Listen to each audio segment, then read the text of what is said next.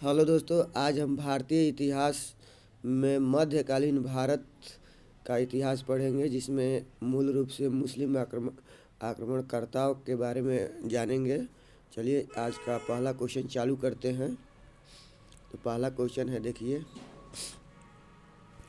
पैगंबर हजरत मोहम्मद का जन्म कब हुआ था? मतलब तो यह हुआ था 570 ईस्वी में। 570 ईस्वी में। मक्का कहाँ है? तो मक्का सऊदी अरब में है। हिंद भारत की जनता के संदर्भ में हिंदू शब्द का प्रथम बार प्रयोग किया गया था अरबों द्वारा। आप हो सकता है वीडियो बहुत स्लो चले, लेकिन आप इसे 2x पे कर देख सकते हैं, या 2x या 1.75 के पे कर देख सकते हैं। भारत पर पहला मुस्लिम आक्रमण किस वर्ष हुआ था? तो इनमें से कोई नहीं, ऑप्शन में नहीं दिया हुआ है। भारत पर पहला सफल मुस्लिम आक्रमण 712 ईस्वी में हुआ था। मुहम्मद बिन कासिम द्वारा सिंध की विजय कब हुई थी? तो यह हुआ था 712 ईस्वी में। 712 ईस्वी में। भारत में प्रथम मुस्लिम आक्रमणकारी कौन था? तो मुहम्मद बिन कासिम था। मुहम्मद बिन कासिम था। भारत पर सर्वप्रथम मुस्लिम आक्रमणकारी कौन थे? तो यह अरब थे।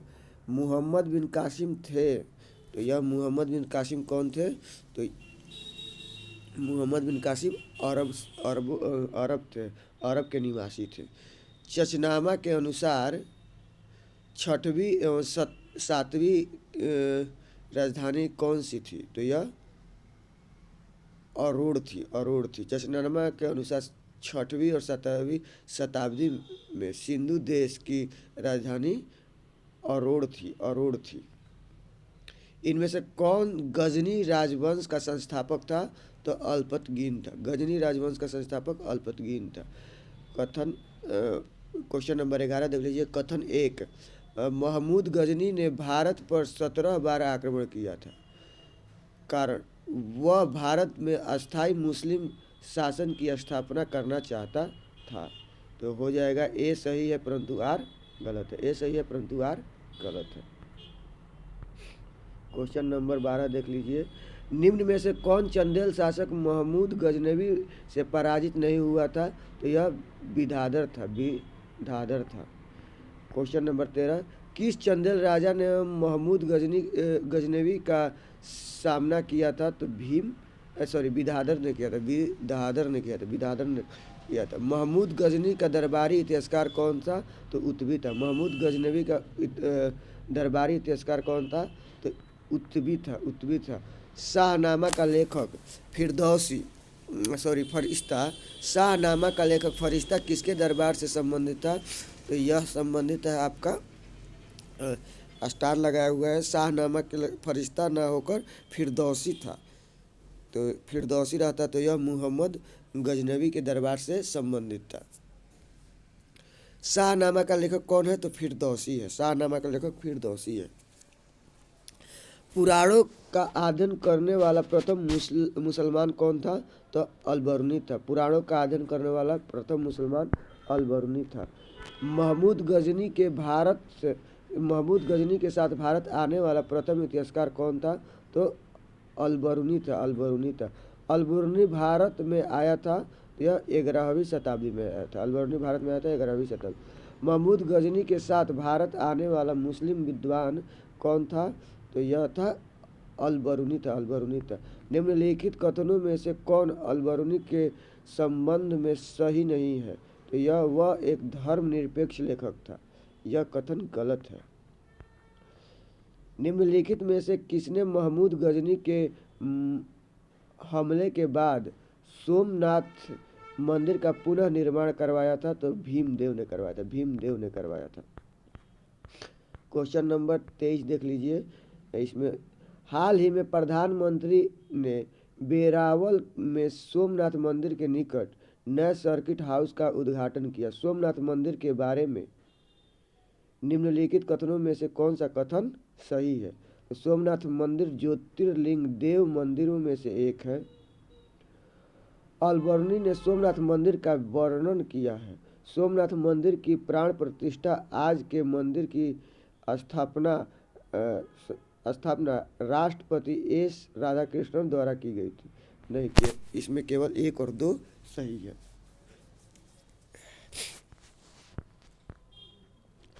किसने एक तरफ संस्कृत मुद्रा लेख के साथ चांदी के सिक्के निर्गत किए थे?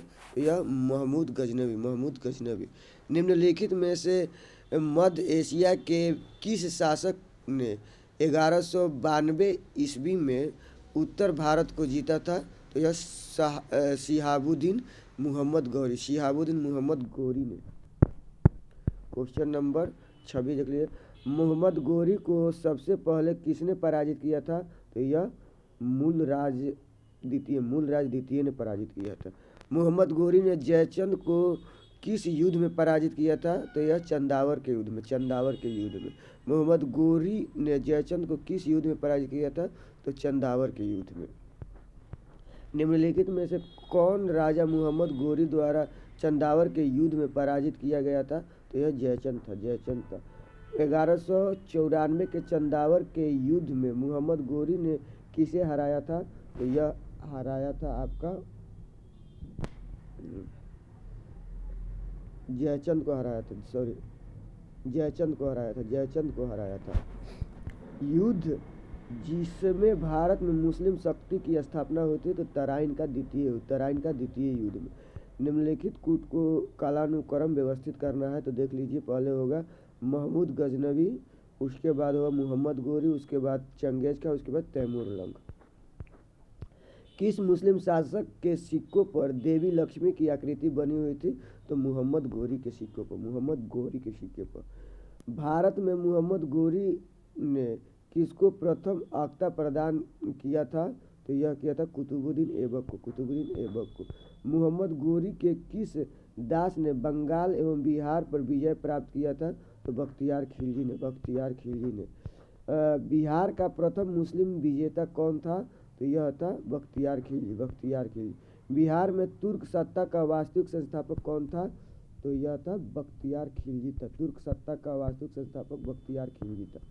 नालंदा बिहार का विध्वंस किया था, किसने किया था? तो यह किया था बख्तियार खिलजी ने किया था। कथन ये देख लीजिए। भारत पर तुर्की आक्रमण सफल हुआ, उत्तर भारत में राजनीतिक एकता नहीं थी। तो ए तथा आर दोनों सही है तथा कारण आर कथन ए का सही व्याख्या करता है। चलिए अब दिल्ली सल्तनत में गुलाम वंश के बारे में देख लेते हैं। तो गुलाम वंश का पहला क्वेश्चन देख लीजिए। गुलाम वंश का संस्थापक कौन था? तो यह कुतुबुद्दीन ऐबक था। गुलाम वंश का प्रथम शासक कौन था? तो यह कुतुबुद्दीन ऐबक था। दिल्ली सल्तनत का वह कौन सा सुल्तान लाख बख्श के नाम से जाना जाता था? तो यह कुतुबुद्दीन ऐबक। 2.5 दिन का झोपड़ा क्या है?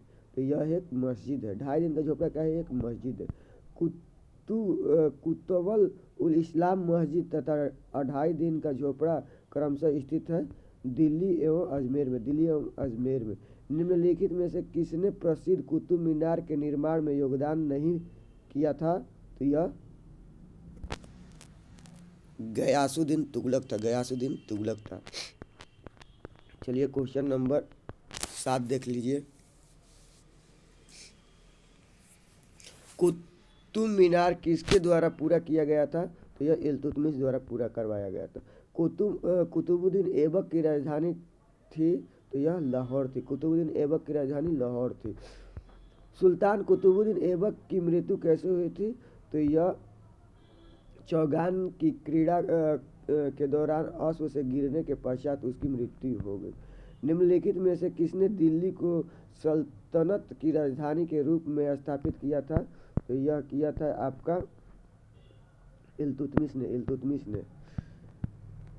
दिल्ली का वह प्रथम सुल्तान कौन था जिसने नियमित सिक्के जारी किए तथा दिल्ली को अपने साम्राज्य की राजधानी घोषित किया था? तो यह इल्तुतमिश था। निम्नलिखित में से कौन सी इल्तुतमिश के राज्यकाल में सल्तनत की राजधानी थी? तो यह दिल्ली थी। क्वेश्चन नंबर 13 देख लीजिए। सल्तनत के निम्नलिखित सुल्तानों में से किसने सर्वप्रथम अपनी राजधानी दिल्ली स्थानांतरित किया था? तो इल्तुतमिश ने किया था। दिल्ली का प्रथम मुस्लिम शासक कौन था? तो यह इल्तुतमिश था। दिल्ली का प्रथम मुस्लिम शासक कौन था? तो यह इल्तुतमिश था। चलिए क्वेश्चन नंबर 15 देख लीजिए। मुस्लिम शासक जिसका साम्राज्य दार उल इस्लाम का एक भाग माना जाता था वह कौन था? तो इल्तुतमिश था। गुलाम का गुलाम किसे कहा गया है? गुलाम का गुलाम किसे कहा गया? इल्तुतमिश को। निम्नलिखित में से कौन इल्तुतमिश का प्रतिद्वंदी नहीं था? तो यह मलिक अल्तुनिया इनका प्रतिद्वंदी नहीं था। निम्नलिखित में से कौन मध्यकालीन भारत की प्रथम महिला शासिका थी? तो यह रजिया सुल्तान थी।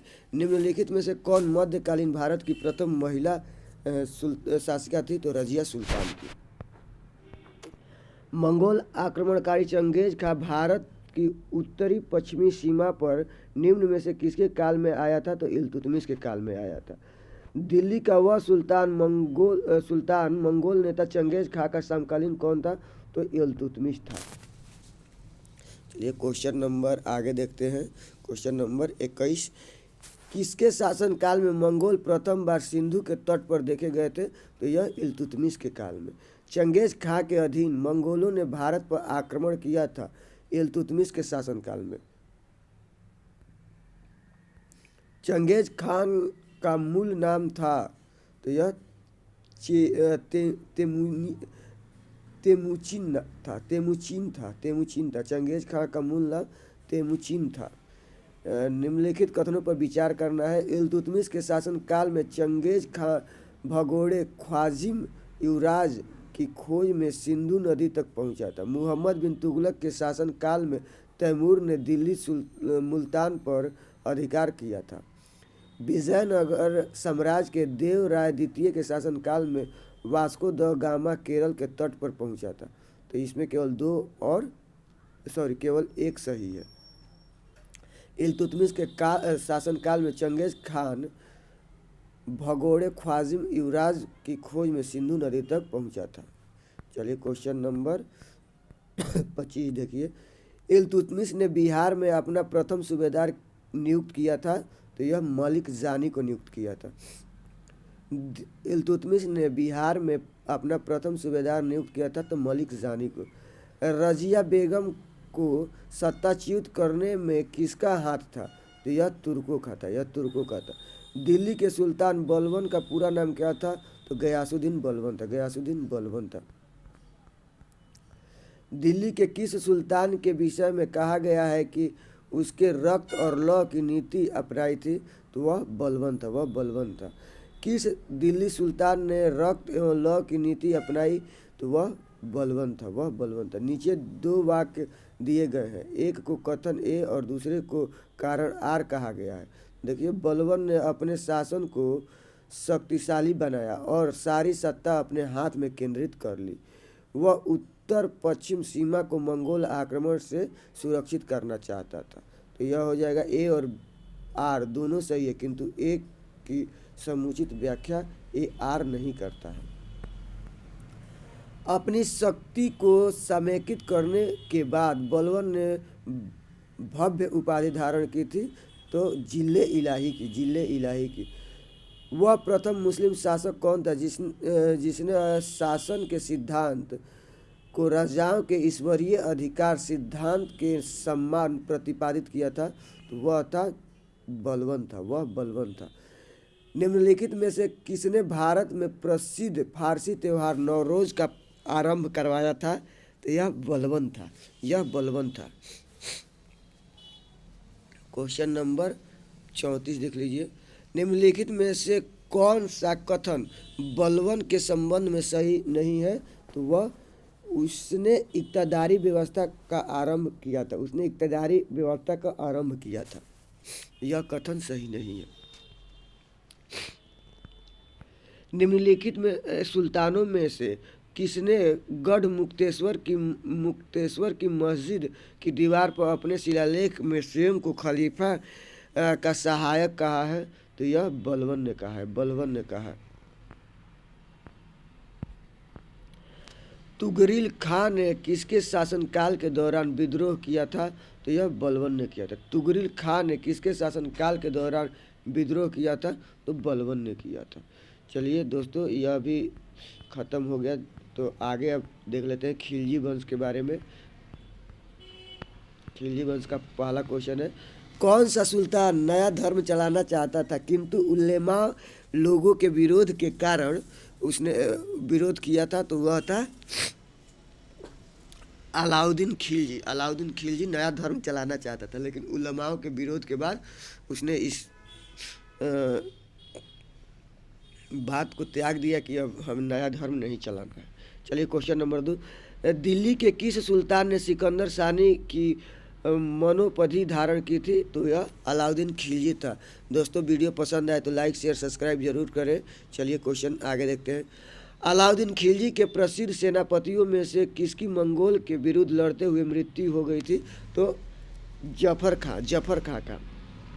रानी पद्मिनी का नाम अलाउद्दीन की चित्तौड़ विजय से जोड़ा जाता है। उनके पति का नाम क्या है? तो राणा रतन सिंह। हजार दिनारी नाम से किसे जाना जाता है? तो मलिक काफूर को। हजार दिनारी के नाम से किसे जाना जाता है? मलिक काफूर को। कथन ए, अलाउद्दीन के दक्षिणी अभियान धन प्राप्ति के अभियान थे। यह दक्षिणी राज्यों को कब्जे में करना चाहता था। तो यह हो जाएगा केवल ए सही है, किंतु आर गलत है। अलाउद्दीन खिलजी के आक्रमण के समय देवगिरी का शासक कौन था? तो यह रामचंद्र देव थे। अलाउद्दीन खिलजी के समय देवगिरी का शासक कौन था? तो रामचंद्र देव थे। क्वेश्चन नंबर 8 देख लीजिए। इसको सूची 1 को सूची 2 से मिलान करना है। रणथंभौर हमीर देव, चित्तौड़ राणा रतन सिंह, देवगिरी राजा राय रामचंद्र, गुजरात कर्णदेव। इसको देखिए, अलाउद्दीन खिलजी की निम्नलिखित विजयों को कालानुक्रम व्यवस्थित करना है। तो यह देख लीजिए, पहले कौन सा विजय किया था? तो पहले उसने गुजरात विजय किया, उसके बाद रणथंभौर का विजय किया, उसके बाद चित्तौड़ दुर्ग को जीता, उसके बाद वारंगल को जीता। यह देख लीजिए, नीचे दिए गए मानचित्र को ध्यान से देखना है और मानचित्र में निर्दिष्ट मार्ग का अनुसरण अपने सैन्य अभियानों में किसने किया था? तो यह मलिक काफूर ने किया था। क्वेश्चन नंबर 11 देख लीजिए। किस सुल्तान के काल में खालिसा भूमि अधिक पैमाने पर विकसित हुई थी? खालिसा भूमि, तो यह अलाउद्दीन खिलजी के समय में। क्वेश्चन नंबर 12 देख लीजिए। किस सुल्तान के बारे में कहा जाता है कि उसने भूमि कर को उत्पादन के 50% तक कर दिया था? तो यह था आपका बी और सी दोनों जगह मोहम्मद बिन तुगलक और अलाउद्दीन खिलजी दोनों थे। सुल्तान जिसने बढ़ाकर भू राजस्व उपज का 50% कर दिया था? तो अलाउद्दीन खिलजी और मोहम्मद बिन तुगलक दोनों। किस सुल्तान ने जमीन में फसल की नपाई का आधा राजस्व के रूप में लेने दावा किया? तो यह अलाउद्दीन खिलजी ने किया था।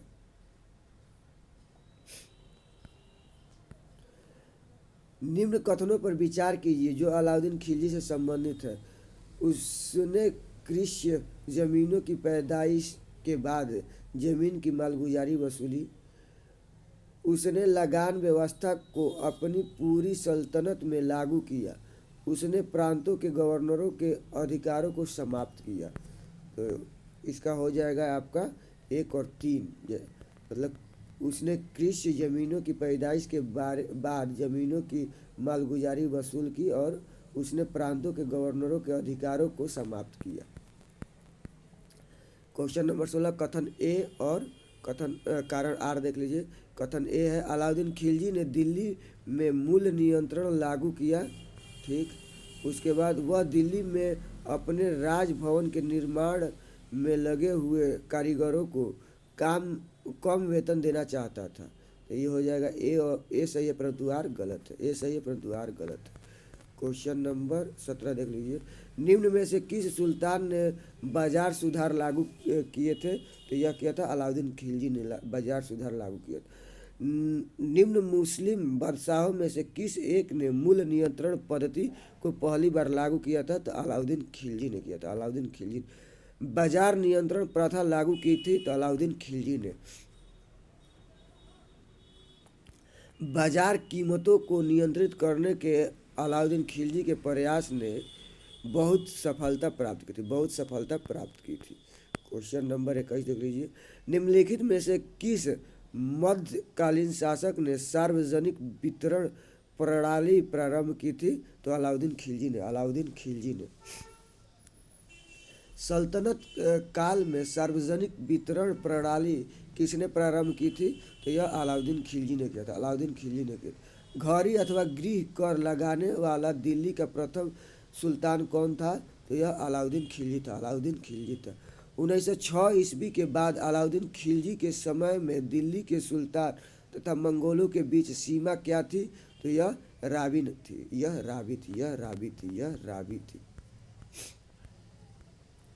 भारतीय इतिहास के संदर्भ में निम्नलिखित कथनों पर विचार कीजिए। तो ये हो जाएगा आपका, केवल इसमें दो सही है। अलाउद्दीन खिलजी के राज्यकाल में एक मंगोल आक्रमण दिल्ली तक आ पहुंचा और उस शहर पर घेरा डाल दिया, उस शहर पर घेरा डाल दिया। क्वेश्चन नंबर 26 देख लीजिए। निम्नलिखित में से किस सुल्तान ने साम्राज्य की सीमाओं की सुरक्षा हेतु एक विशेष सेना को नियुक्त किया था? तो यह अलाउद्दीन खिलजी, अलाउद्दीन खिलजी। Question number 27। इसमें आपको कौन सा एक सुमेलित नहीं है उसको छांटना है, तो ये इसमें वारंगल का रामचंद्र देव नहीं होगा। इनमें से किसने खलीफा की शक्ति का विरोध किया था? तो यह ऊपर ऑप्शन ई होगा, इसमें खलीफा का विरोध इल्तुतमिश ने खलीफा को मान्यता प्राप्त की थी, लेकिन खलीफा की शक्ति का विरोध किसी ने नहीं किया था।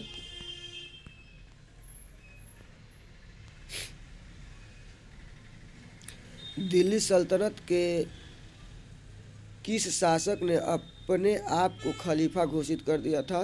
तो मुबारक खिलजी ने, मुबारक खिलजी ने किया था।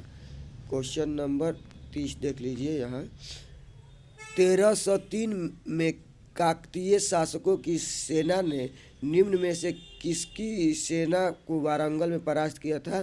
तो अलाउद्दीन खिलजी, अलाउद्दीन खिलजी ने, अलाउद्दीन खिलजी की सेना को।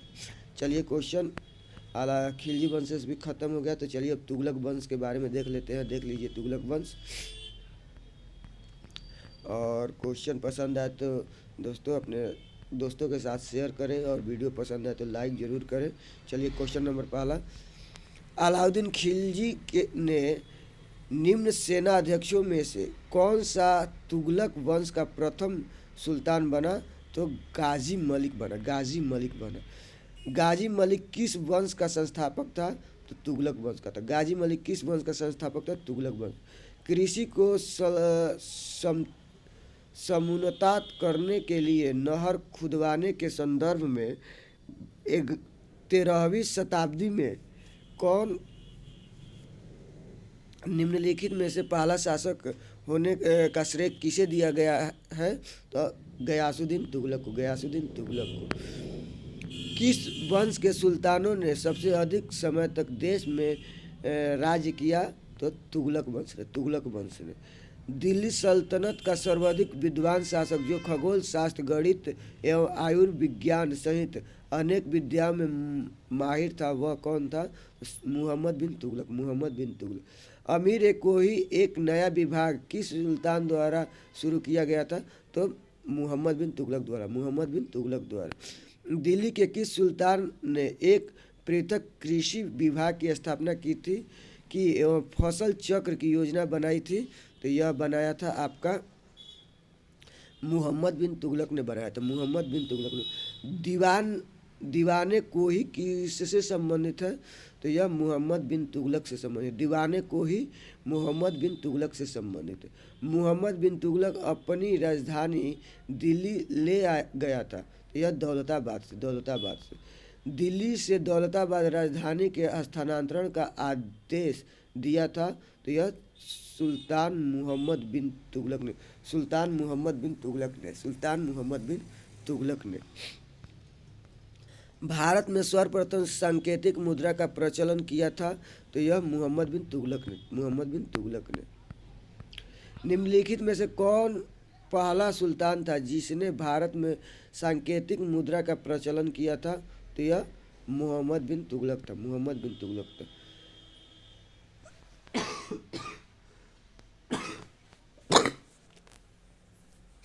सॉरी दोस्तों।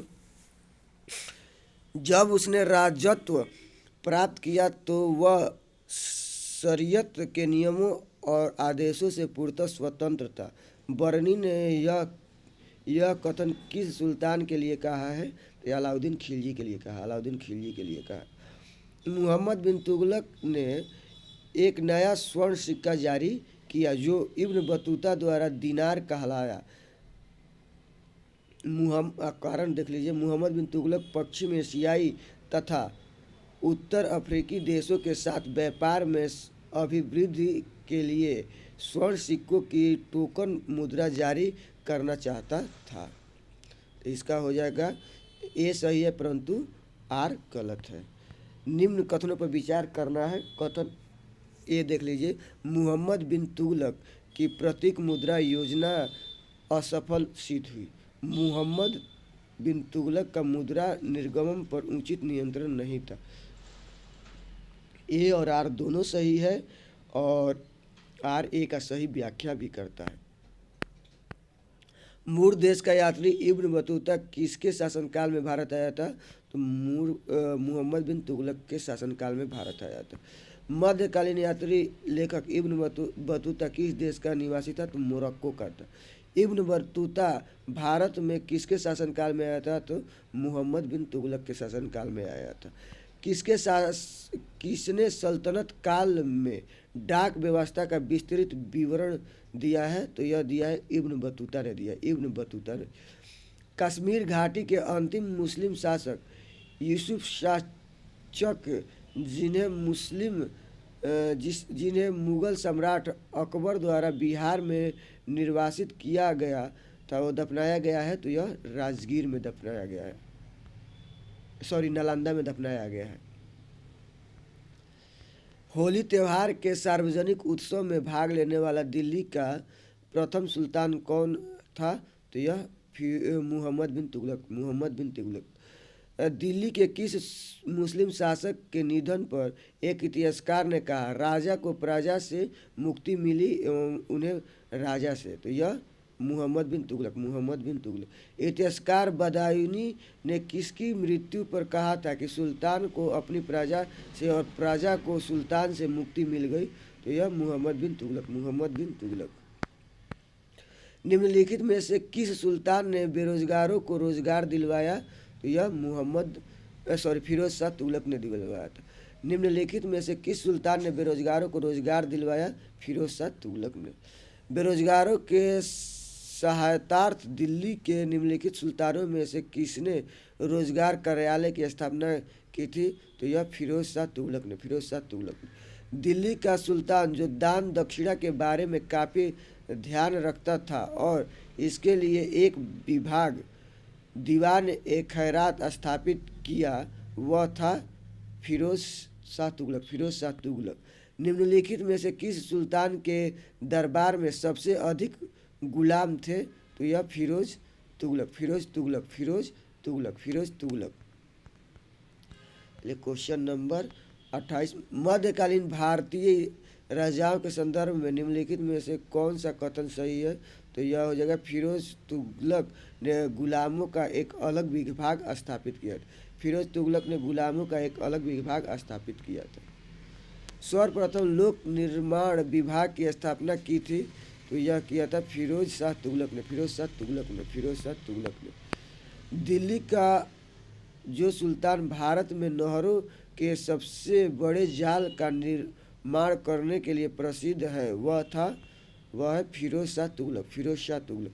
दिल्ली का जो सुल्तान भारत में नहरों के सबसे बड़े जाल का निर्माण करने के लिए प्रसिद्ध था वह था फिरोज शाह तुगलक। दिल्ली के किस सुल्तान ने सबसे ज़्यादा नहरों का निर्माण किया था? तो वह था फिरोज शाह तुगलक। फिरोज शाह तुगलक। हक ए सर्व अथवा सिंचाई कर लगाने वाला दिल्ली का प्रथम सुल्तान कौन था? तो यह था आपका फिरोज शाह तुगलक। फिरोज शाह तुगलक।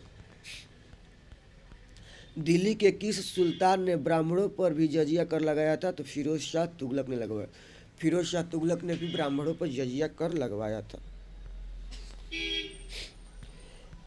निम्नलिखित में से किस सुल्तान ने फलों की गुणवत्ता सुधारने के लिए उपाय किए थे? तो यह फिरोज तुगलक ने। फिरोज तुगलक ने। टोपरा तथा मेरठ से 2 अशोक स्तंभ लेकर दिल्ली कौन लाया था? तो यह लाया था आपका फिरोज शाह तुगलक लाया था। फिरोज शाह तुगलक लाया। दिल्ली का कौन सा सुल्तान अशोक स्तंभ को दिल्ली लाया था? तो यह फिरोज शाह तुगलक लाया था। दिल्ली का कौन सा सुल्तान अशोक स्तंभ को दिल्ली लाया था? तो फिरोज शाह तुगलक लाया था। फिरोज शाह तुगलक लाया था।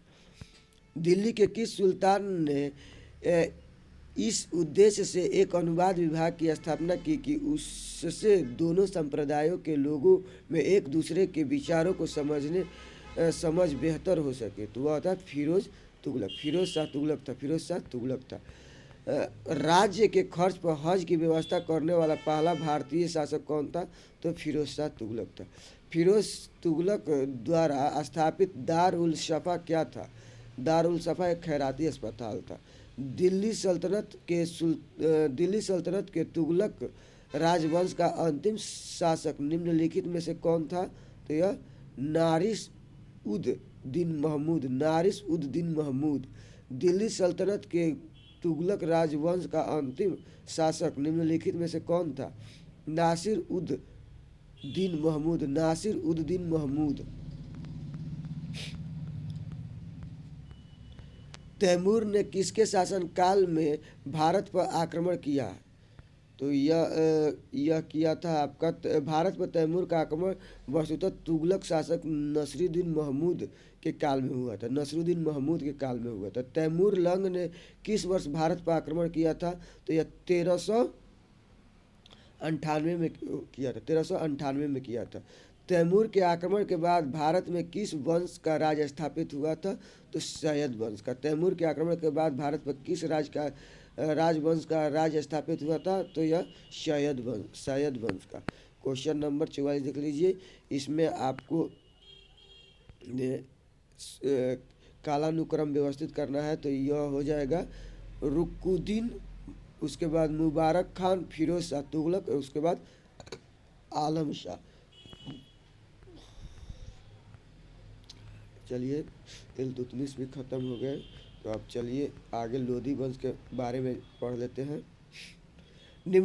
यह सब छोटे छोटे राजवंश हैं जिनसे उतना क्वेश्चन नहीं आता है, फिर भी एक बार इसको आप देख ले तो बहुत आपका इतिहास पे में जो आपका रहता है नंबर, ये कट ऑफ मार्क्स तक पहुंचाने में बहुत काम करते हैं।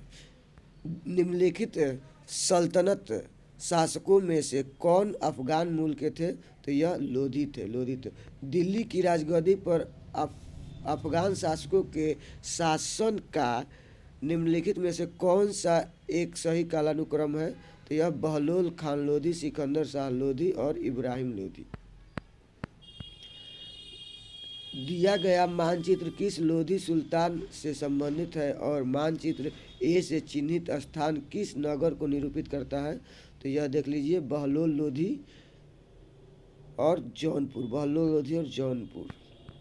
चलिए क्वेश्चन, महाराणा संगा ने इब्राहिम लोधी को किस युद्ध में परास्त किया था? तो यह खातौली के युद्ध में। खातौली का युद्ध कब हुआ था? तो 1518 ईस्वी में। 1518 ईस्वी में खतौली का युद्ध है। खातौली का युद्ध। निम्नलिखित में से किस सुल्तान ने एक नगर बसाया जहां अब आगरा है? वह सिकंदर लोधी। निम्नलिखित में से किस सुल्तान ने एक नगर बसाया जहां अब आगरा है? तो सिकंदर लोधी। किस मध्ययुगीन सुल्तान को आगरा शहर की नींव डालने एवं उसे सल्तनत की राजधानी बनाने का श्रेय जाता है? तो यह सिकंदर लोधी, सिकंदर लोधी को जाता है। आगरा नगर की स्थापना किस शासक ने की थी? तो यह सिकंदर लोधी ने की थी। आगरा नगर की स्थापना किस शासक ने की थी? तो सिकंदर लोधी ने की थी। निम्न में से किसने गुलरुखी उपनाम से अपनी कविताओं की रचना की थी? तो यह सिकंदर लोधी ने की थी, सिकंदर। निम्नलिखित में से किसने आगरा की स्थापना की थी? तो यह सिकंदर लोधी ने की थी, सिकंदर लोधी ने की थी। निम्नलिखित सुल्तानों में से कौन अन्न के ऊपर कर समाप्त करने के लिए जाना जाता है? सिकंदर लोधी, सिकंदर लोधी। निम्नलिखित वंशों ने किस क्रम में दिल्ली पर शासन किया था? कूट देखकर इसको बताना है। तो पहले हो जाएगा गुलाम वंश किया था, उसके बाद खिलजी वंश किया था, उसके बाद सैयद वंश किया था, उसके बाद लोधी वंश। गुलाम खिलजी सैयद लोधी, गुलाम खिलजी सैयद लोधी। देख लीजिए इन लोग का शासनकाल। गुलाम वंश का या मामलुक शासकों का शासनकाल 1206 से 1290 ईस्वी तक रहा था। खिलजी वंश का शासनकाल 1290 से 1320 ईस्वी तक था। सैयद वंश का शासनकाल 1414 से 1551 ईस्वी तक था। और लोधी वंश का 1451 से 1526 ईस्वी तक था। इनमें से कौन गुलाम वंश का नहीं था? तो यह इब्राहिम लोधी नहीं। चलिए दोस्तों, आज अब विजयनगर साम्राज्य के बारे में देख लेते हैं। विजयनगर राज्य की स्थापना की थी तो हरिहर और बुक्का ने किया था। विजयनगर साम्राज्य के संस्थापक कौन थे? तो हरिहर और बुक्का थे। विजयनगर साम्राज्य के संस्थापक हरिहर और बुक्का थे। विजयनगर राज्य के संस्थापक कौन थे? हरिहर और बुक्का थे, हरिहर और बुक्का थे। निम्नलिखित राज्यों में से दो भाइयों हरिहर एवं बुक्का ने किसकी स्थापना की थी? तो यह विजयनगर राज्य की, विजयनगर राज्य की। इनमें से किसने कृष्णा नदी की सहायक नदी के दक्षिणी तट पर एक नए नगर की स्थापना की और उस देवता के प्रतिनिधि के रूप में अपने इस नए राज्य पर शासन करने का दायित्व लिया, जिसके बारे में माना जाता था कि कृष्णा नदी से दक्षिण की समस्त भूमि उस देवता की है? तो यह हो जाएगा आपका हरिहर प्रथम, हरिहर प्रथम। अपनी मधुरा विजय कृति में अपने पति के विजय अभियानों का वर्णन करने वाली कवित्री कौन थी? तो गंगा देवी थी, गंगा देवी। अपनी मधुरा विजय कृति में अपने पति के विजय अभियानों का वर्णन करने वाली कवित्री थी गंगा देवी, गंगा देवी, गंगा देवी। विजयनगर के उस पहले शासक की पहचान करें जिसने बहमिनियों से गोवा छीन लिया था? तो यह था हरिहर द्वितीय, हरिहर द्वितीय, हरिहर द्वितीय। निम्नलिखित कथनों पर विचार कीजिए। नरसिंह सालू ने संगम वंश का अंत किया और उसने राज सिंहासन छीनकर सालूय वंश आरंभ किया। वीर नरसिंह ने अंतिम सालू शासक को गद्दी से उतारकर राज सिंहासन छीना। वीर नरसिंह के उत्तरावर्ती उनके अनुज कृष्ण देव राय थे, कृष्णदेव राय थे। ये इसका हो जाएगा आपका कृष्णदेव राय के उत्तरावर्ती उनके अर्ध भाई अच्युत देव राय थे। तो यह इसका चारों क्वेश्चन सही, चारों कथन सही है। विजयनगर के राजा कृष्णदेव राय ने गोलकुंडा का युद्ध किस राजा के साथ लड़ा था? तो यह कुली कुतुब शाह। कृष्णदेव राय के दरबार में अष्टदिग्गज कौन थे? तो यह 8 तेलुगु कवि थे, 8 तेलुगु कवि थे। कृष्णदेव राय के दरबार में अष्टदिग्गज कौन थे? 8 तेलुगु कवि थे। इनमें से किसे आंध्र भोज भी कहा जाता है? तो यह कृष्णदेव राय को, कृष्णदेव राय को। इनमें से किसे आंध्र भोज भी कहा जाता है? तो कृष्णदेव राय को। अष्टदिग्गज किस राजा से संबंधित थे? तो यह थे आपका कृष्णदेव राय से, कृष्णदेव राय से। प्रसिद्ध विजयनगर शासक कृष्णदेव राय के अधीन किस साहित्य का स्वर्ण युग था? तो यह तेलुगु का था। कृष्णदेव राय ने किस नगर की स्थापना की थी? तो यह नागलपुर को। कृष्णदेव राय ने किस नगर की स्थापना की थी? नागलपुर की। निम्न कथनों पर विचार कीजिए और दिए गए कूट का प्रयोग करते हुए सही उत्तर का चयन करें। विजयनगर के शासक कृष्णदेव राय ने आमुक्त मालदेव ग्रंथ की रचना की।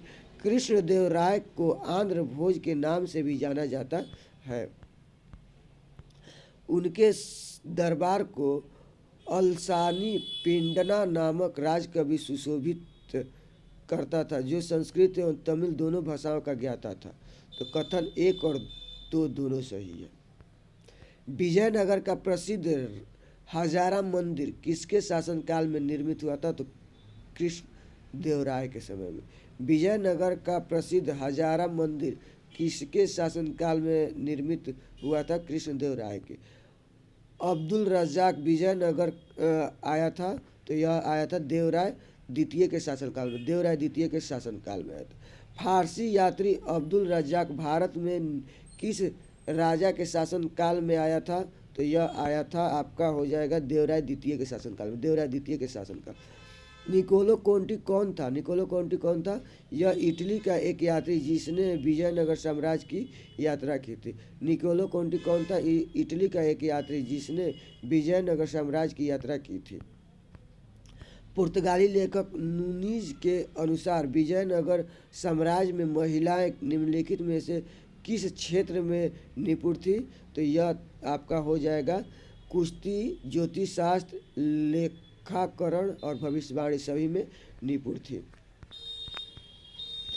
निम्नलिखित में से कौन महाभारत के तेलुगु अनुवादों के लिए विख्यात है? तो यह हो जाएगा आपका सी।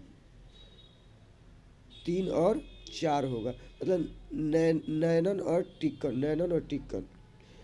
वैदिक ग्रंथों के भास्कराचार्य सायरण को आश्रय प्राप्त था, तो यह विजयनगर के राजाओं द्वारा। वैदिक ग्रंथ के प्रसिद्ध भास्कराय सारण निम्न में से किस एक काल में सक्रिय थे? तो यह विजयनगर राजकाल में। निम्नलिखित में से किसके राज्यारोहण को अब 500 वर्ष गुजर गए हैं? तो यह कृष्णदेव राय।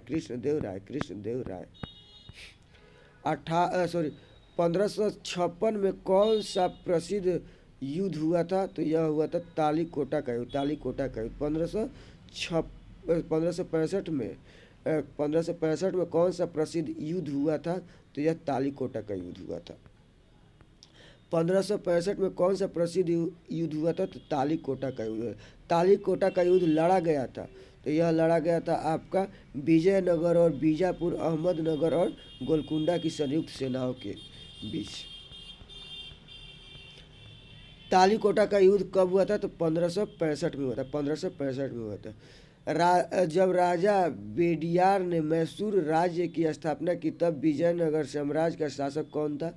यह वेंकट द्वितीय था। जब राजा बोडियार ने मैसूर राज्य की स्थापना की, तब विजयनगर साम्राज्य का शासक कौन था? तो वेंकट द्वितीय था। विजयनगर साम्राज्य की वित्तीय व्यवस्था की मुख्य विशेषता क्या थी? तो यह भू राजस्व थी। निम्नलिखित कथनों पर विचार कीजिए। भूमि की गुणवत्ता के आधार पर भू राजस्व की दर नियत होती थी। कारखानों के निजी स्वामी एवं औद्योगिक कर देते थे। तो इसका हो जाएगा 1 और 2 दोनों सही है। निम्नलिखित में से किस स्थान के खंडहर विजयनगर की प्राचीन राजधानी का प्रतिनिधित्व करती है? तो हम्पी का। विजयनगर साम्राज्य का अवशेष कहाँ मिलता है? तो हम्पी में मिलता है। विजयनगर के किस शासक ने चीन के सम्राट के पास अपना राजदूत भेजा था? तो यह भेजा था आपका हरिहर तो बुक्का प्रथम ने भेजा था। प्रमुख तेलुगु कवि श्रीनाथ किसके दरबार में थे? तो यह देवराय द्वितीय के दरबार में। प्रमुख तेलुगु कवि श्रीनाथ किसके दरबार में थे? देवराय द्वितीय के दरबार में थे। किसके राज्य में कल्याण मंडप की रचना मंदिर निर्माण का एक विशिष्ट अभिलक्षण था? तो विजयनगर। प्रसिद्ध विजय विट्ठल मंदिर जिसके 56 क्षैतिज स्तंभ संगीत में स्वर निकालते हैं कहाँ अवस्थित है? तो यह अवस्थित है आपका हम्पी में। यह अवस्थित है हम्पी में। विजय विजयनगर काल में दक्षिण भारत की कृषि नृत्य परंपरा का पहली बार विकास हुआ था। तो यक्षगान का। चलिए विजयनगर भी समाप्त हो गया।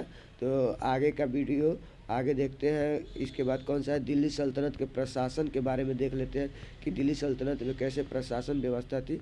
तो देखिए पहला क्वेश्चन, इतिहासकार बर्नी ने दिल्ली के सुल्तानों के अधीन भारत में शासन को वास्तव में इस्लामी नहीं माना, क्योंकि अधिकतर आबादी इस्लाम का अनुसरण नहीं करती थी। सल्तनत काल में के अधिकांश अमीर एवं सुल्तान किस वर्ग के थे? तो यह तुर्क थे।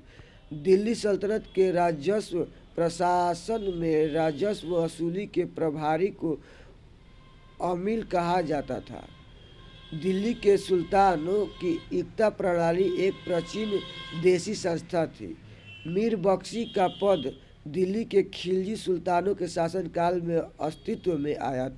तो यह हो जाएगा, इसका केवल एक सही है। दिल्ली सल्तनत के राजस्व प्रशासन में राजस्व वसूली के प्रभारी को आमिल कहा जाता था।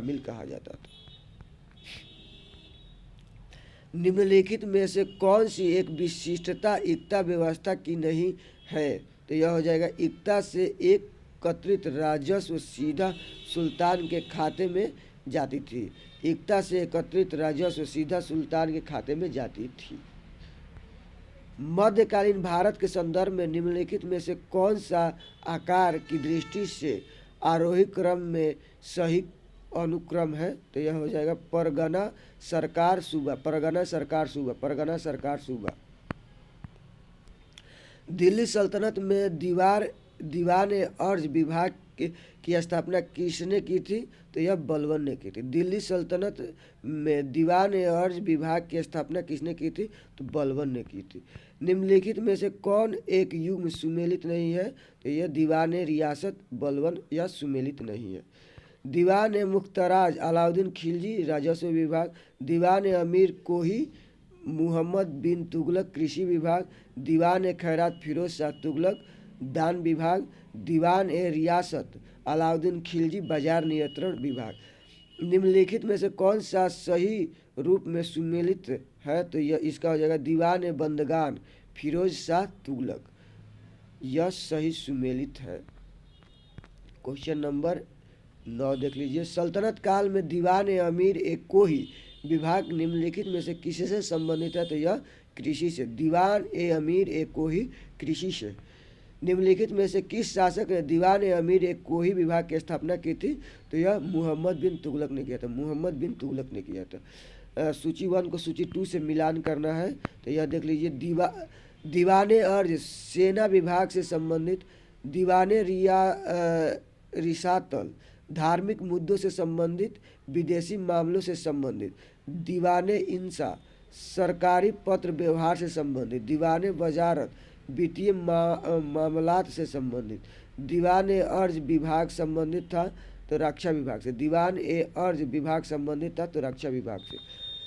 निम्न में से किस राजवंश के अंतर्गत विजारत का चरमोत्कर्ष हुआ? तो यह तुगलक से हुआ। मध्यकाल की सरकार एक समग्र संरचना थी। यह विलय था फारस अरब तुर्क मंगोल भारतीय तत्वों का। निम्नलिखित में से कौन भूमि उत्पाद पर लगने वाला कर को इंगित करता है? तो यह करता है खराज करता है, उस्र करता है और मुक्तई। खराज उस्र मुक्तई। भारत के किस मध्यकालीन शासक ने एकता व्यवस्था प्रारंभ की थी? तो यह इल्तुतमिश ने की थी। सल्तनत काल में भू राजस्व का सर्वोच्च ग्रामीण अधिकारी कौन होता था? तो चौधरी होता। सल्तनत काल में भू राजस्व का सर्वोच्च ग्रामीण अधिकारी कौन होता था? तो यह चौधरी होता था। सर्व कर लगाया जाता था तो यह सिंचाई पर। सर्व कर लगाया जाता था तो सिंचाई पर। जवाबित का संबंध किससे था? जवाबित का संबंध किससे था? तो राज्य कानून से, राज्य कानून से। हदीस है एक इस्लामिक कानून है। सल्तनत काल में फावजिल का अर्थ होता है, सल्तनत काल में फावजिल का अर्थ होता है इक़्तिदारों द्वारा सरकारी खजाने में जमा की जाने वाली अतिरिक्त राशि। सल्तनत काल की दो प्रमुख मुद्राओं का पता निम्नलिखित कूट द्वारा करना है तो इसमें हो जाएगा जीतल और टाका। जीतल और टाका हो जाएगा। सल्तनत काल में जीतल और टाका चलता था। किसने टाका नामक चांदी का सिक्का चलाया था? तो यह इल्तुतमिश ने चलाया था। उत्तर भारत में चांदी का सिक्का टाका जारी करने वाला कौन मध्यकालीन शासक था? तो यह था आपका इल्तुतमिश था, इल्तुतमिश था।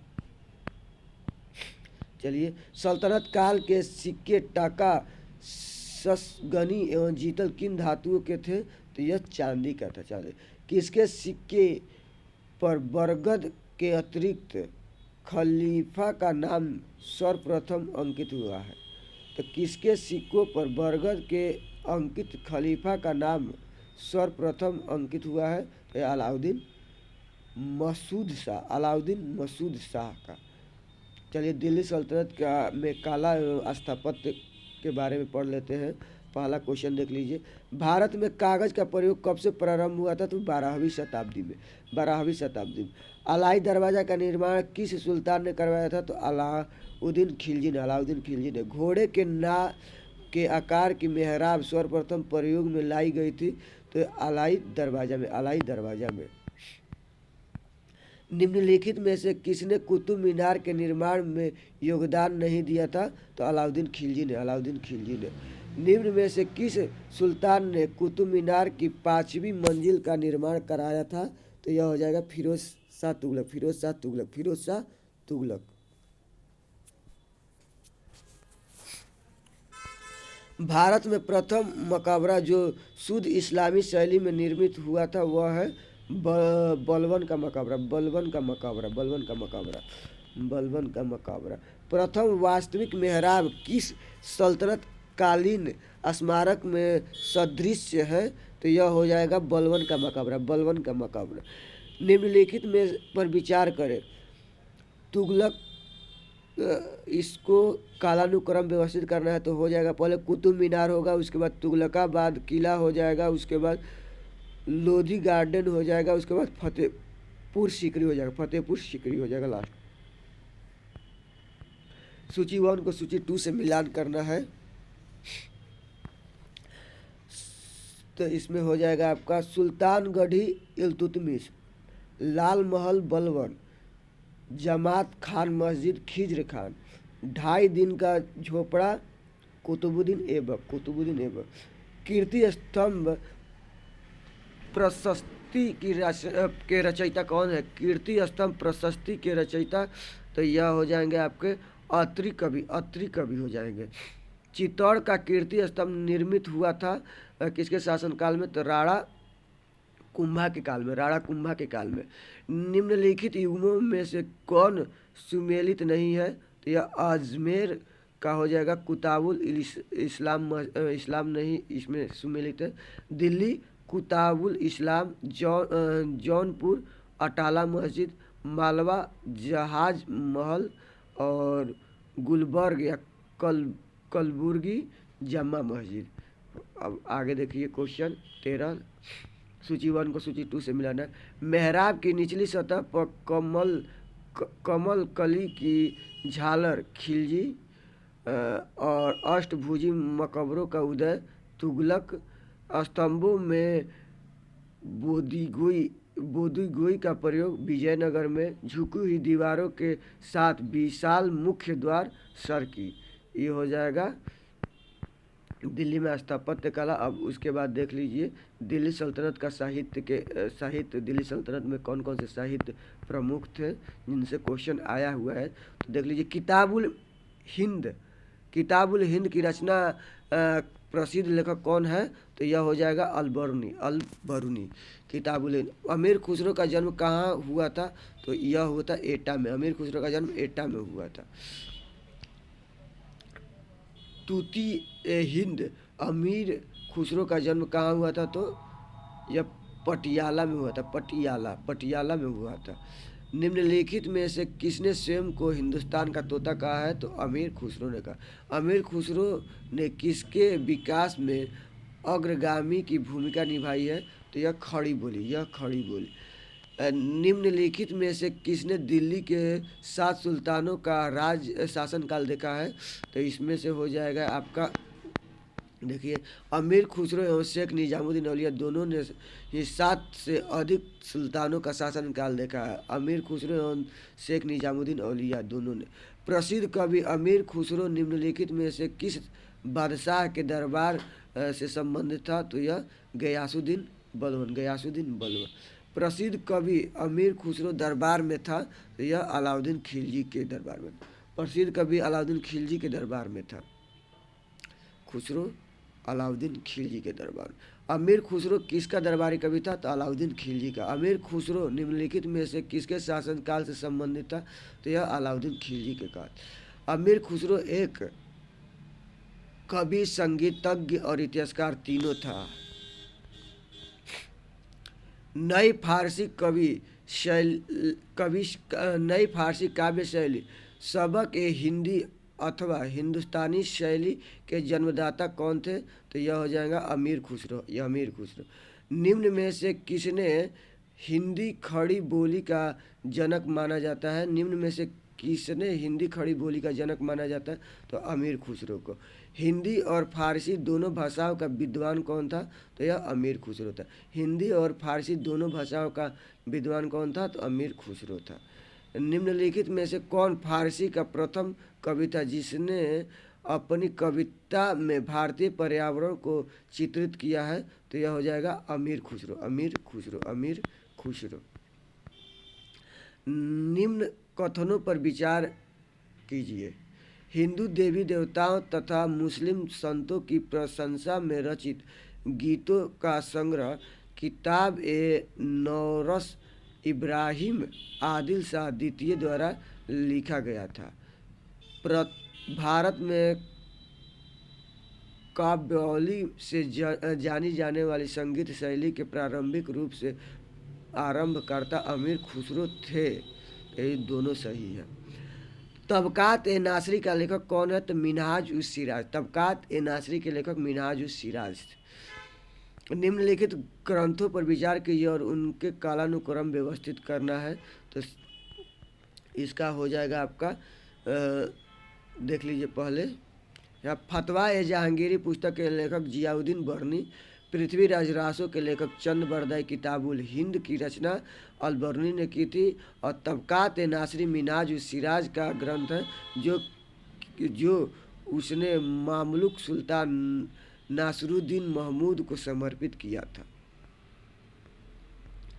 बिहार पर बख्तियार खिलजी के पहले हमले का पहला विवरण प्राप्त हुआ है। तो यह तबकात ए नासरी से।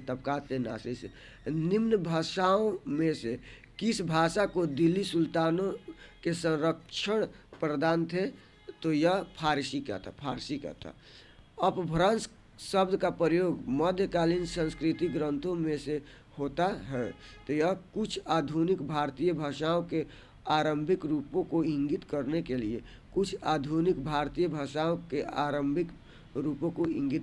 लिए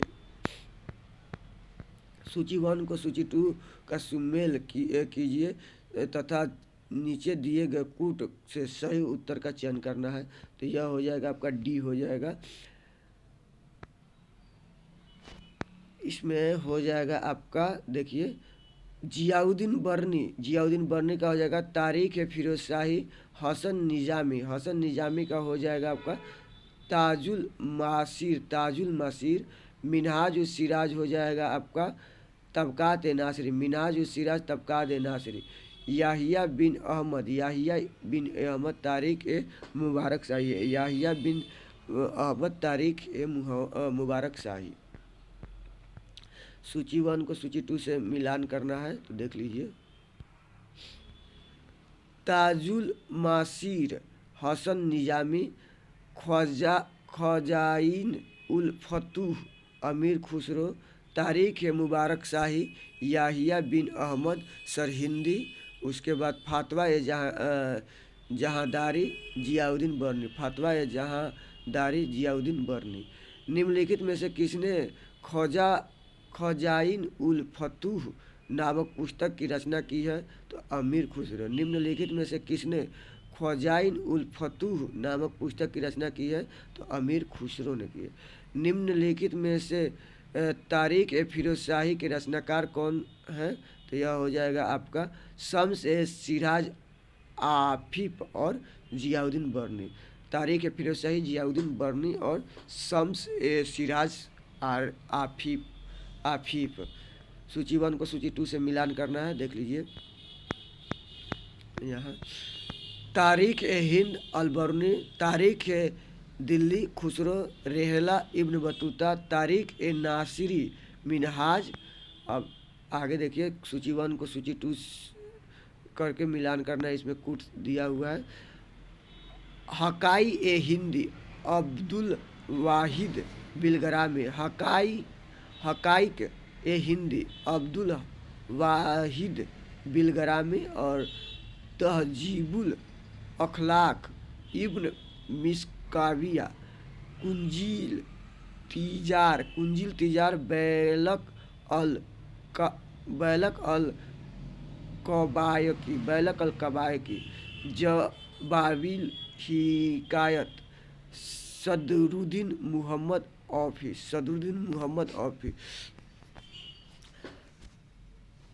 फवायदुल फवाद नामक पुस्तक शेख निजामुद्दीन औलिया की बातचीत का विवरण है। इसका संकलन किया गया था, तो यह अमीर हसन सीजजी से। निम्न में से किस संगीत वाद्य को हिंदू मुस्लिम गान वाद्यों का सबसे श्रेष्ठ मिश्रण माना गया है? तो यह हो जाएगा आपका सितार।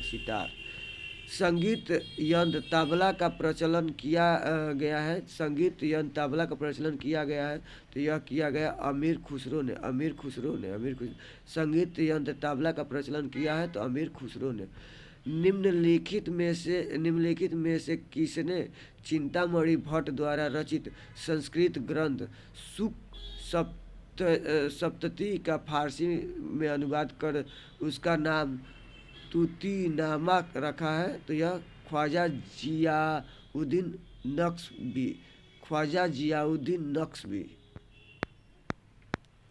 निम्नलिखित में से कौन सा राजपूत राजा संगीत पर एक पुस्तक के लेखक के रूप में जाना जाता है?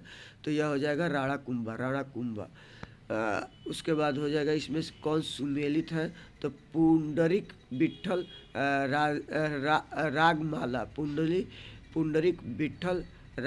पुंडरिक विट्ठल रागमाला। सूची 1 को सूची 2 से मिलान करना है।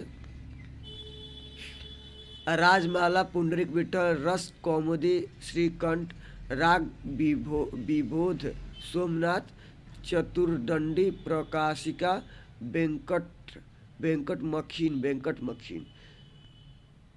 रास, उसके बाद देख लीजिए सूची 1 को सूची 2 से मिलाना है।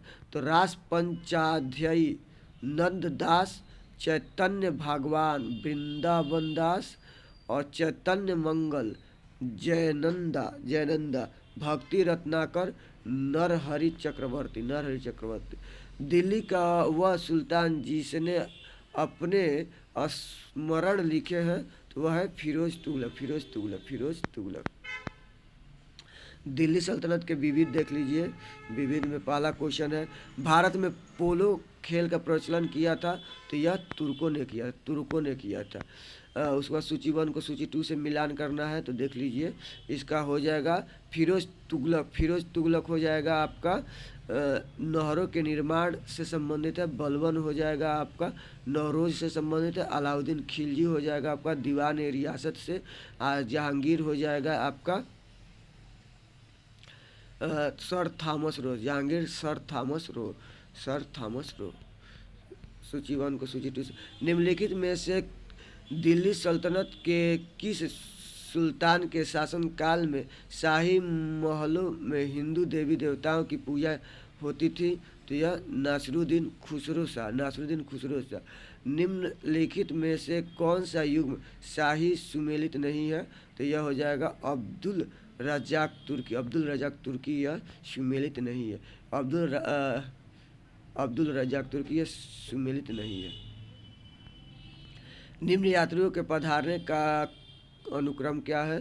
तो यह है आपका पहले अल-बरूनी आया था, उसके बाद इब्न बतूता आया, उसके बाद ट्रेवियर आया, उसके बाद मनुची आया।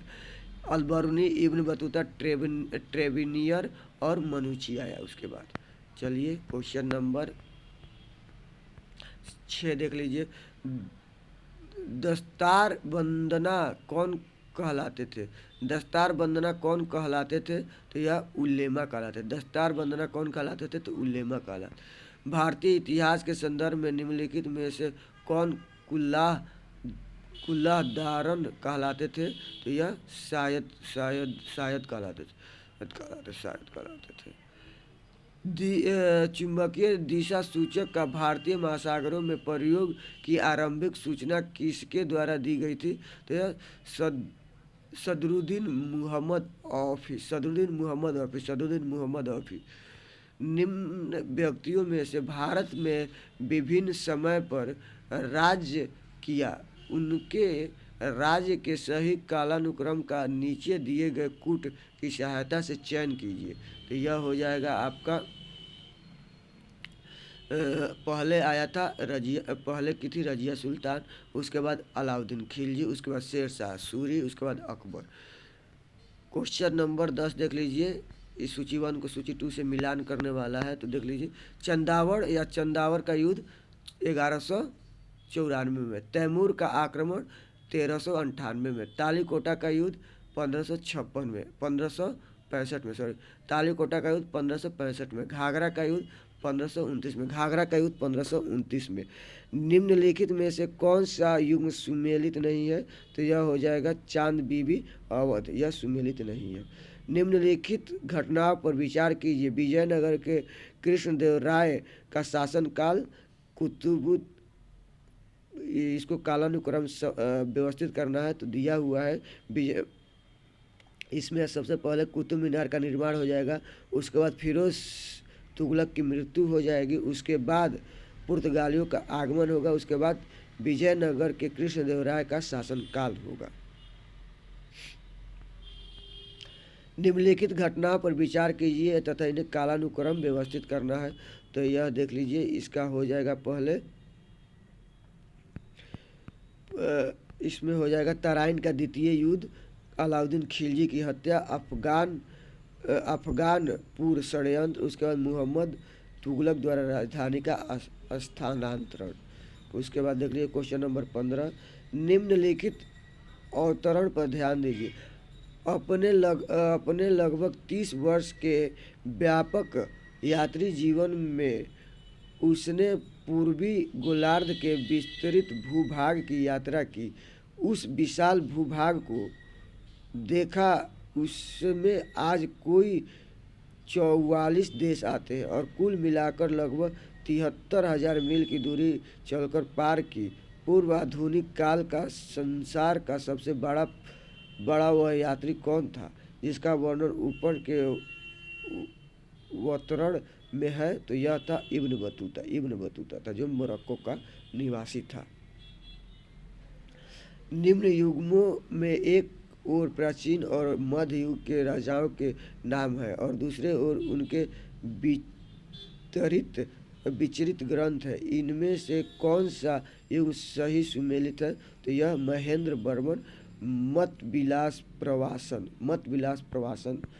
सही है। दिल्ली सल्तनत के किस वंश ने सबसे कम समय तक शासन किया था? तो यह खिलजी था। दिल्ली सल्तनत के किस वंश ने सबसे कम समय तक शासन किया था? तो खिलजी था। आइन उल मुल्क मुल्तानी ने इनमें से किस शासक के अधीन सेवा नहीं की थी? तो यह इल्तुतमिश था। निम्नलिखित में से किस प्रथा की शुरुआत राजपूतों के समय में हुई थी? तो वह था जौहर प्रथा। निम्नलिखित मध्ययुगीन विद्वानों में से कौन जैन धर्म का अनुयायी था? तो वह हेमचंद्र सूरी था। सूची 1 को सूची 2 से सुमेलित करना है तो देख लीजिए, इसका हो जाएगा आपका पलासी का युद्ध हो जाएगा आपका 1757 ईस्वी में। कलिंग का युद्ध हो जाएगा 261 ईस्वी पूर्व में। उसके बाद हल्दी घाटी का युद्ध हो जाएगा आपका 1576 ईस्वी में। तराइन का युद्ध हो जाएगा 1192 ईस्वी में। क्वेश्चन नंबर 21 देख लीजिए, सूची 1 को सूची 2 से सुमेलित करना है तो इसका हो जाएगा अकबर का हो जाएगा आपका आइन ए दहसाला अकबर द्वारा स्थापित किया गया था। आइन ए दहसाला। उसके बाद मुहम्मद बिन तुगलक का हो जाएगा आपका प्रतीक मुद्रा इल्तुतमिश द्वारा हो जाएगा चहलगानी अमीर। इल्तुतमिश द्वारा चहलगानी अमीर। शेर शाह सूरी द्वारा किया गया था सड़क आजम। मध्यकालीन भारतीय इतिहास में पनही तथा उपानह का उल्लेख किस संदर्भ में किया जाता था? तो जूता के रूप में। पनही तथा उपानह। मध्यकालीन भारत में शब्द फड़म किसे निर्देशित करता है? फड़म सिक्के को। 13वीं और 14वीं शताब्दियों में भारतीय कृषक खेती नहीं करता था तो यह था आपका मक्का की। मध्यकालीन भारत में महतर और पटकील पद नाम किसके लिए प्रयुक्त होते हैं? तो यह ग्राम मुखिया। क्वेश्चन अब देखिए, उत्तर भारत एवं दक्कन के प्रांतीय राजवंश। तो यह देख लीजिए, जौनपुर नगर निम्नलिखित की स्मृति में स्थापित किया गया था तो यह मुहम्मद बिन तुगलक के स्मृति में बनाया गया था जौनपुर। सूची क्वेश्चन नंबर 2, जौनपुर नगर की स्थापना किसने की थी? तो यह फिरोज शाह तुगलक ने की। शर्की सुल्तानों के शासन काल में निम्न स्थानों में से किसे पूर्व का सिराज कहा जाता था? तो यह आगरा को कहा जाता था। निम्न स्थानों में से किसे भारत का सिराज कहा जाता था? तो यह जौनपुर को।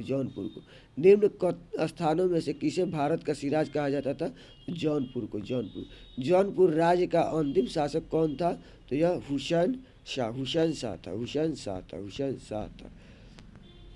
कश्मीर का शासक जो कश्मीर का अकबर नाम से जाना जाता है वह है? तो यह जैनुल उल आबोदीन था। निम्न में से किस शासक ने सर्वप्रथम जजिया कर समाप्त किया था? तो यह जैन उल आबोदीन था। निम्नलिखित कथनों पर विचार कीजिए। जैन उल आबोदीन द्वारा पूरी की गई कश्मीर की जामा मस्जिद की प्रभावकारी विशेषता में शामिल है बुर्ज, बौद्ध पगोडाओं से समानता, फारसी शैली। यह 1 और 2 तीनों सही है। निम्नलिखित में से कौन सा विद्वान कुंभा के दरबार में नहीं था? तो यह मुनि जिन विजय सूरी नहीं थे। निम्नलिखित में से कौन सुमेलित नहीं था? मलिक सरवार ख्वाजा जहां मालवा।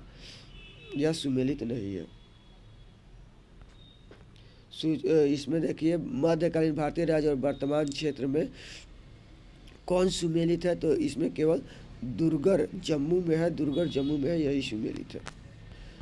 क्वेश्चन नंबर 12, बहमनी राज्य की स्थापना की थी? तो यह अलाउद्दीन हसन ने की थी। बहमनी राज्य की स्थापना अलाउद्दीन हसन ने की। बहमनी राज्य का संस्थापक कौन था? तो यह हो जाएगा आपका अलाउद्दीन हसन था। बहमनी राज्य की स्थापना किस वर्ष हुई थी? तो यह हुई थी 1347 में। बहमनी राज्य की स्थापना किस वर्ष हुई? 1347 ईस्वी। बहमनी राज्य की स्थापना बहमनी राज्य की प्रथम राजधानी निम्नलिखित में से कौन सी थी? तो यह गुलबर्गा थी, गुलबर्गा थी, गुलबर्गा थी, गुलबर्गा थी। दक्षिण में बहमनी राज्य का संस्थापक निम्न में से कौन था? तो यह हसन गंगू था। दक्षिण में बहमनी राज्य का संस्थापक निम्न में से कौन था? तो हसन गंगू था। बहमनी राज्य स्थापित हुआ था तो यह 14वीं शताब्दी में। बहमनी राज्य स्थापित हुआ था 14वीं शताब्दी में। सूची 1 को सूची 2 से मिलान करना है तो देख लीजिए। इसका हो जाएगा पहले अला आदिल शाही हो जाएगा बीजापुर, आदिल शाही बीजापुर। कुतुब शाही गोलकुंडा, निजाम शाही अहमदनगर। और सरकी शाही हो जाएगा जौनपुर, सरकी शाही। निम्नलिखित मुस्लिम शासकों में से किस एक को उसकी धर्मनिरपेक्षता में आस्था के कारण उसकी मुस्लिम प्रजा जगत गुरु कहकर पुकारती थी? तो यह हो जाएगा इब्राहिम आदिल शाह।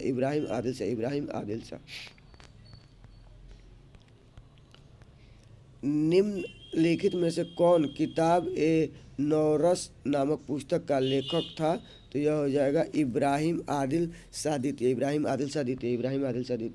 अहमदनगर के निजाम शाही वंश का अंत कैसे हुआ? तो यह हो जाएगा अहमदनगर को मुगल साम्राज्य में मिलाकर हुसैन शाह को आजीवन कारावास दिया गया।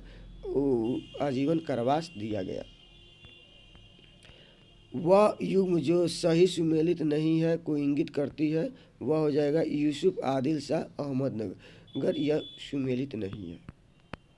गोंडवाना को वर्तमान में क्या कहा जाता है? तो यह कहा जाता है हैदराबाद।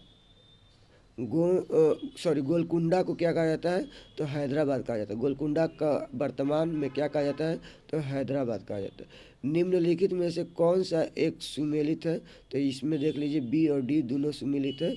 होयसल द्वार समुद्रम और पांड्य मदुरा। हर द्वार समुद्र किस राजवंश की राजधानी है? तो होयसल की है। द्वार समुद्र किस राजवंश की राजधानी है? तो यह हो जाएगा होयसल का। सूची 1 का सूची 2 से मिलान करना है तो यह देख लीजिए। पल्लव, कांची, पांड्य, मदुरा, यादव, देवगिरी, काकतीय, वारंगल। निम्नलिखित में से कौन सा राजवंश महिला शासक रुद्रदामा देवी से संबंधित है? तो यह काकतीय वंश। निम्नलिखित में से कौन सा राजवंश महिला शासक रुद्रमा देवी से संबंधित है? काकतीय। होयसल स्मारक पाए जाते हैं हेलेविड और बेलूर में। होयसलों की प्राचीन राजधानी द्वार समुद्र का वर्तमान नाम क्या है? तो यह हेलीब्यूड है। निम्नलिखित में से किस स्मारक में वह गुंबद है जो संसार के विशालतम गुंबदों में से एक है? तो यह हो जाए गोल गुंबद बीजापुर। निम्नलिखित स्मारकों को उनसे संबंधित शासक से सुमेलित करके नीचे दिए कूट का सही अर्थ करना है, सुमेलित करना है तो देख लीजिए। दोहरा गुंबद सिकंदर लोधी, अष्टभुजीय मकबरा शेरशाह सूरी का, सत्य मेहराबीय मकबरा बलबन, गोल गुंबद मोहम्मद आदिल शाह। मांडू में स्थित जंतर महल का निर्माण इनमें से किस शासक ने करवाया था? तो यह करवाया था आपका मांडू में जहाज महल एक लोकप्रिय स्मारकीय इमारत है। इस महल का निर्माण सुल्तान गयासुद्दीन खिलजी के शासनकाल में किया गया था। मांडू में कोई जंतर मंतर महल नहीं है। मांडू के जहाज महल का निर्माण निम्नलिखित में से किस शासक ने करवाया था? तो जहाज महल का निर्माण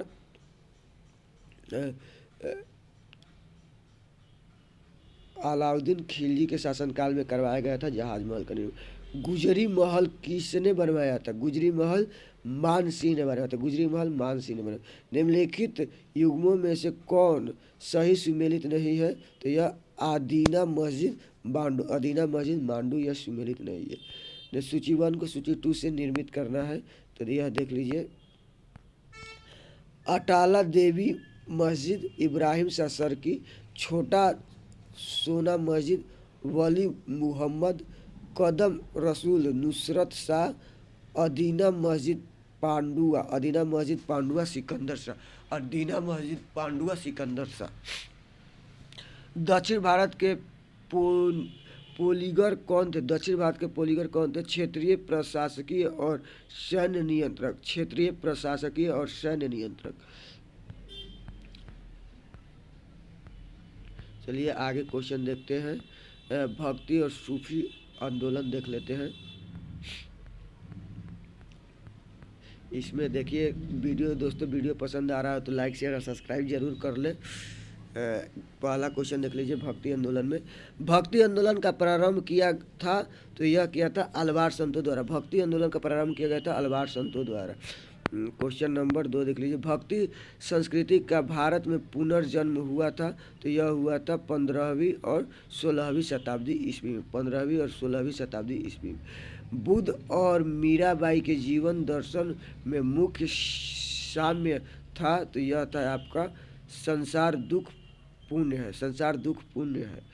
कोई व्यक्ति किसी व्यक्ति से उसका धर्म संप्रदाय या जाति ना पूछे, यह कथन किसका है? तो रामानंद का है। रामानंद का। सभी भक्ति संतों के मध्य एक समान विशेषता थी कि उन्होंने अपनी वाणी को उसी भाषा में लिखा जिसे उनके भक्त समझते थे। क्वेश्चन नंबर 6 देख लीजिए। मध्ययुगीन भारत के धार्मिक इतिहास के संदर्भ में सूफी संत निम्नलिखित में से किस तरह के आचरण का निर्वाह करते थे? तो यह करते थे आपका देख लीजिए ध्यान साधना और श्वास नियमन पर, एकांत में कठोर यौगिक व्यायाम पर, श्रोताओं में आध्यात्मिक हर्षोन्माद उत्पन्न करने के लिए पवित्र गीतों का गायन। काम रूप में वैष्णव धर्म को लोकप्रिय बनाया तो यह बनाया था शंकरदेव ने। काम रूप में वैष्णव धर्म को लोकप्रिय बनाया था शंकरदेव ने। सुप्रसिद्ध मध्यकालीन संत शंकरदेव संबंधित है तो वैष्णव संप्रदाय से।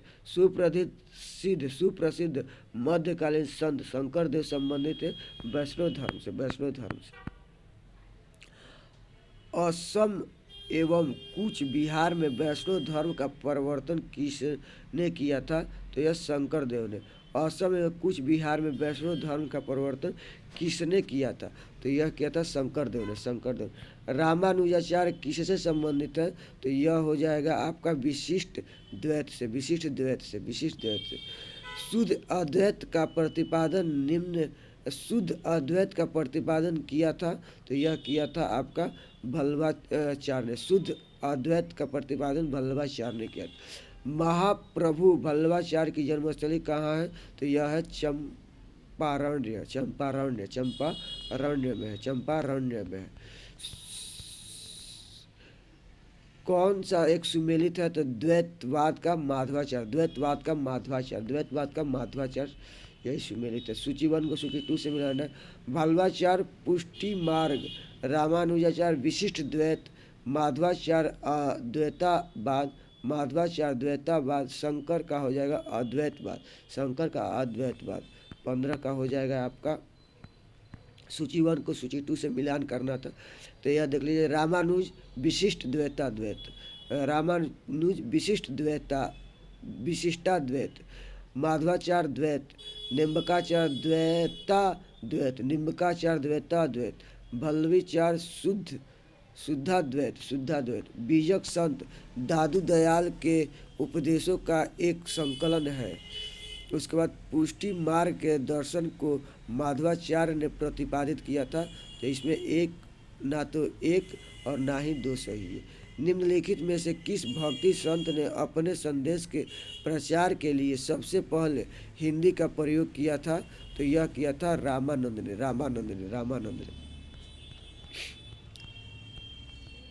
मध्यकालीन भारत के निम्नलिखित में से किस संत का जन्म प्रयाग में हुआ था? तो यह हुआ था रामानंद का। कबीर शिष्य थे, तो यह रामानंद के थे। बीजक का रचयिता कौन है? तो यह हो जाएगा कबीर। बीजक का रचयिता कबीर है। बीजक का रचयिता कबीर है। कबीर एवं धर्मदास के मध्य संवादों के संकलन का शीर्षक कौन था? तो अमर मूल था। कबीर एवं धर्मदास के मध्य संवादों के संकलन का शीर्षक था अमर मूल था। ममलुक दास एक संत कवि थे। तो काड़ा के थे। संत घासीदास के पिताजी का नाम क्या था? तो यह महंगू नाम था। संत घासीदास के पिताजी का नाम महंगू था। निम्नलिखित में से कौन सा एक सही कालानुक्रम है? तो यह हो जाएगा शंकराचार्य रामानुज और चैतन्य। शंकराचार्य रामानुज चैतन्य। निम्न में से भक्ति संतों का सही कालानुक्रम तैथी के अनुसार कौन सा है? तो यह हो जाएगा कबीर, गुरु नानक, चैतन्य, मीराबाई। कबीर, गुरु नानक, चैतन्य, मीराबाई। कबीर, गुरु नानक, चैतन्य, मीराबाई। भगवान शिव की प्रतिष्ठा में कितने ज्योतिर्लिंग हैं? तो 12।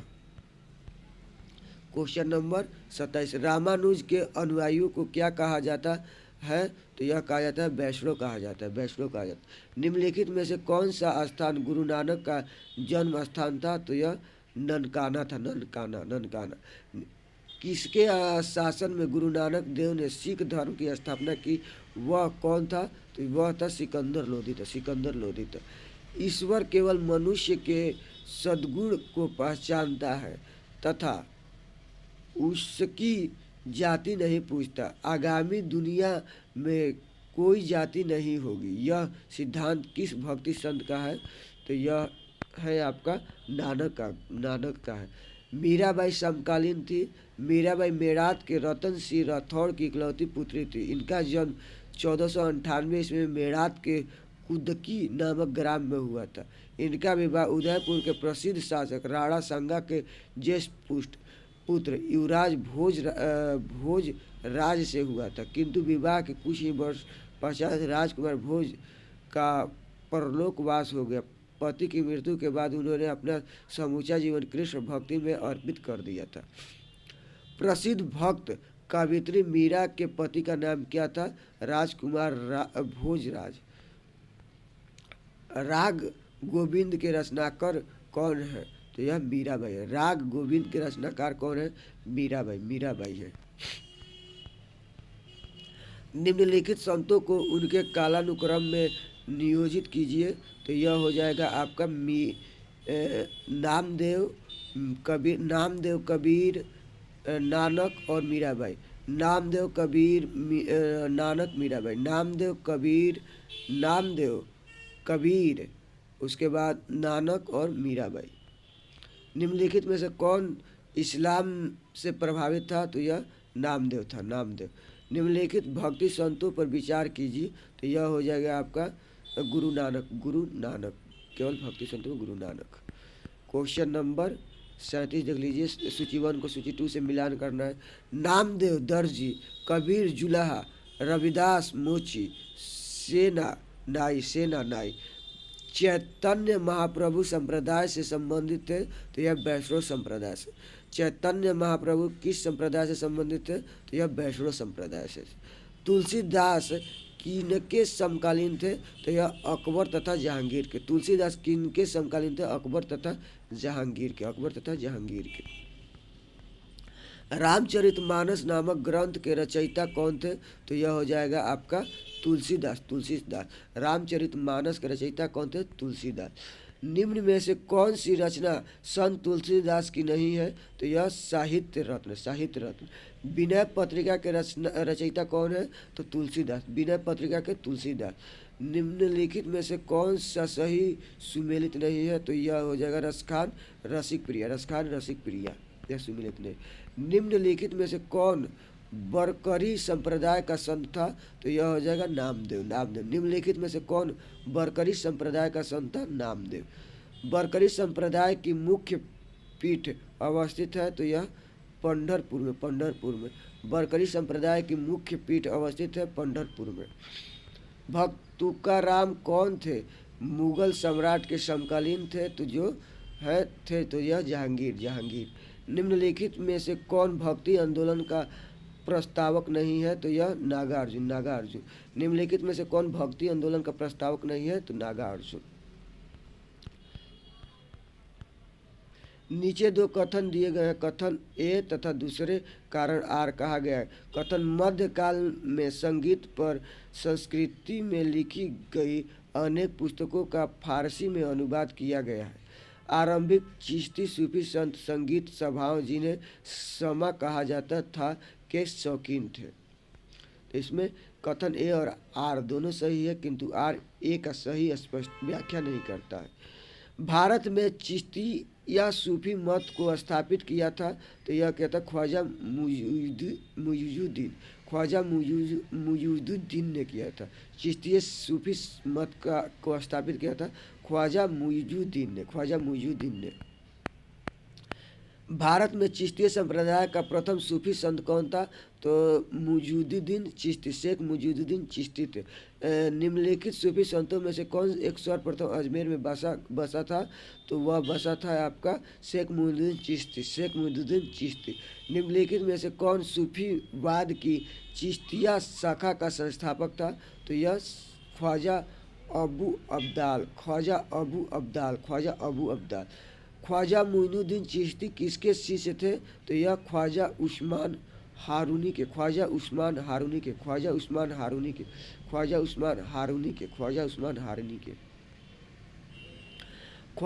मुइनुद्दीन चिश्ती शिष्य थे, तो यह थे आपका ख्वाजा अबू यूसुफ के। अजमेर में ख्वाजा मुइनुद्दीन चिश्ती की दरगाह पर नजर भेजने वाले प्रथम मराठा सरदार कौन थे?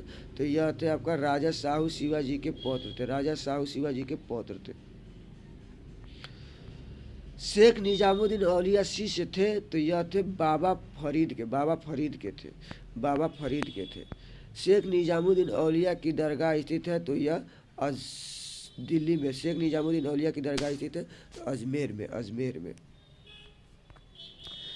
कथन देख लीजिए, भारत में सूफियों के चिश्ती धर्म संघ का प्रवर्तक और सर्वप्रमुख व्यक्ति ख्वाजा मुइनुद्दीन चिश्ती है।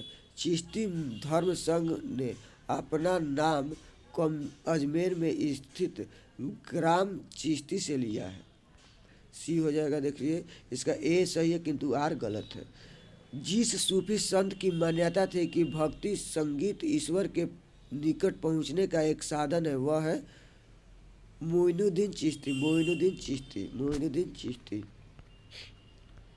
निम्न में से कौन चिश्ती सिलसिले से संबंध नहीं है? तो यह है शेख अब्दुल जिलानी। निम्नलिखित में से किसे भारत का सादी कहा गया है? तो यह कहा गया अमीर हसन को। निम्नलिखित में से किस सुल्तान ने निजामुद्दीन औलिया ने भेंट करने से इनकार कर दिया था? तो यह अलाउद्दीन खिलजी से। क्वेश्चन देख लीजिए, कौन सूफी संत महबूब ए इलाही कहलाता है? तो यह हो जाएगा आपका शेख निजामुद्दीन औलिया। निम्नलिखित में से कौन से सूफी संत महबूब ए इलाही के नाम से जाने जाते हैं? तो यह हो जाएगा आपका शेख निजामुद्दीन औलिया। शेख फरीद का सर्वाधिक ख्याति उपलब्ध शिष्य जिसने दिल्ली के 7 सुल्तानों का शासन देखा था, वह है निजामुद्दीन औलिया।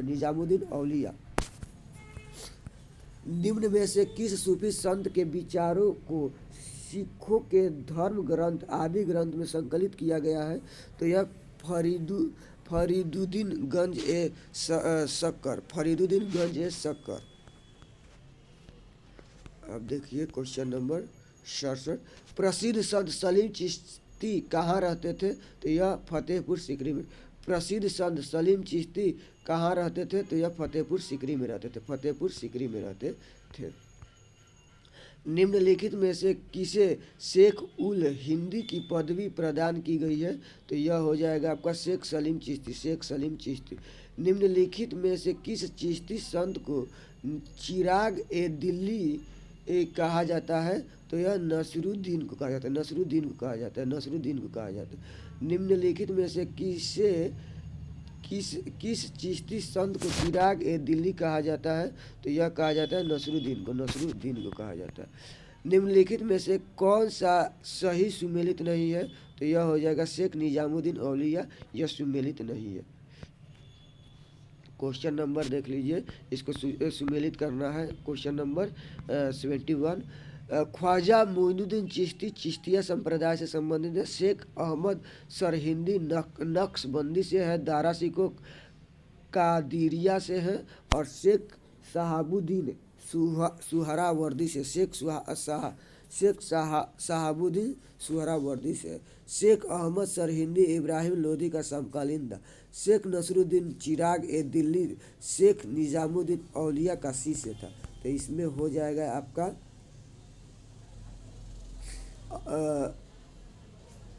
इसमें केवल 2 और 4 सही है। तो देख लीजिए कौन कौन है। शेख नसरुद्दीन चिराग ए दिल्ली शेख निजामुद्दीन औलिया का शिष्य था, और भारत के सूफियों की कादिरी पद्धति सबसे पहले शेख नियामुल्लाह और मखदूम मोहम्मद जिलानी द्वारा लागू की गई थी।